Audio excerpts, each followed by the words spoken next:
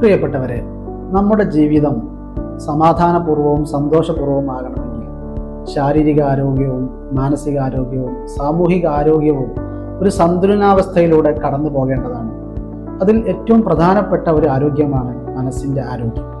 മനസ്സിനേൽക്കുന്ന മുറിവുകൾ, വേദനകൾ, നമ്മൾ ജീവിതത്തിൽ അനുഭവിക്കുന്ന പ്രയാസങ്ങളെല്ലാം ചിലപ്പോൾ മാനസികാരോഗ്യ പ്രശ്നങ്ങളായി രൂപപ്പെടുകയും അത് നമ്മൾ കൃത്യമായ ചികിത്സ എടുക്കാതെയും വിദഗ്ധരെ കാണിക്കാതെയും കൊണ്ട് നടന്ന അവസാനം വലിയ പ്രശ്നങ്ങളിലെത്തുകയും ചെയ്യും. അതുകൊണ്ട് നമ്മുടെ ജീവിതത്തിൽ ഉണ്ടാകുന്ന മാനസികാഘാതങ്ങൾ, പ്രശ്നങ്ങൾ തുറന്നു പറയാനുള്ള ഒരു സന്നദ്ധത നമ്മൾ പ്രകടിപ്പിക്കുകയും ജീവിതത്തിൽ പ്രയാസങ്ങൾ നേരിട്ട് അത് സ്വന്തം മാനേജ് ചെയ്യാൻ പറ്റാത്തൊരു സാഹചര്യത്തിൽ വിദഗ്ധരായ ആളുകളെ കാണിക്കാൻ ഉള്ള ഒരു മനോഭാവം നമ്മൾ രൂപപ്പെടുത്തുകയും വേണം.